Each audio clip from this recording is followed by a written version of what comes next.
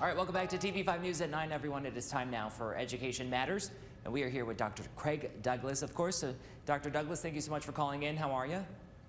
Good morning, Blake. I'm well. How are you? Doing great. Glad it's another week. So we are talking about the Michigan Learning Channel. We mentioned this over the summer as a way to beat the summer slump, but how can this provide additional education to students and teachers, Dr. Douglas? Yeah, you're right, Blake. Actually, the whole idea for the Michigan Learning Channel came out of the pandemic, right? The connectivity was so spotty that public broadcasting wanted to design something that could be accessed over the air, if you will, with old-fashioned technology, with rabbit ears and other antenna. And so that was kind of the genesis for this whole effort. I looked up the quote is from Plato, who allegedly said, "Necessity is the mother of all inventions." And so because of the pandemic, there was motivation to invent, if you will, this platform. Since that time, you're right, the summer slide was addressed by the Michigan Learning Channel with some robust programming for students, young learners of all ages. And I thought it might be a good opportunity now as we swing into October to revisit the Learning Channel. There's really two sets of audiences here. One is at home, and that would be the student and the parents, and the other's at school. There's been a great effort to reach out to educators with programming. So I thought I'd provide just a couple of examples for the audience this morning, if that's okay. Yes, please, share away. So for students, I looked at the web, and they have programming this week called Signing Time. Signing as if sign language, use of signing. It's offered on the air or on demand. It's for youngsters ages 4 on up. They advertise that they use music and creativity where they teach sign language. And I thought that was an interesting way to expose students to a second language of sorts, a very practical and innovative. I probably used that word too many times, but it really is pretty creative of them to offer signing time for students. Then for families, my old area, math, they offer family math, structured activities for the entire family to strengthen and enhance mathematics skills.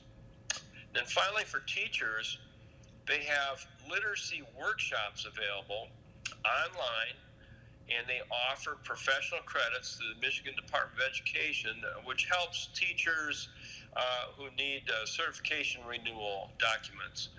And so the literacy workshops, I thought, was a great way to reach out to educators to help support and promote their work in the classroom.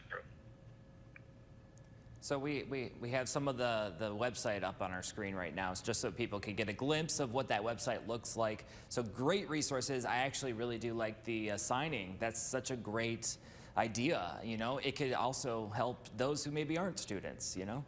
But Dr. Douglas, what can students, families, teachers find right now on the Michigan Learning Channel that may be beneficial? Well, the on-the-air programming is robust, and it's really pretty much continuous throughout the week, throughout the day, with various topics and ages targeted.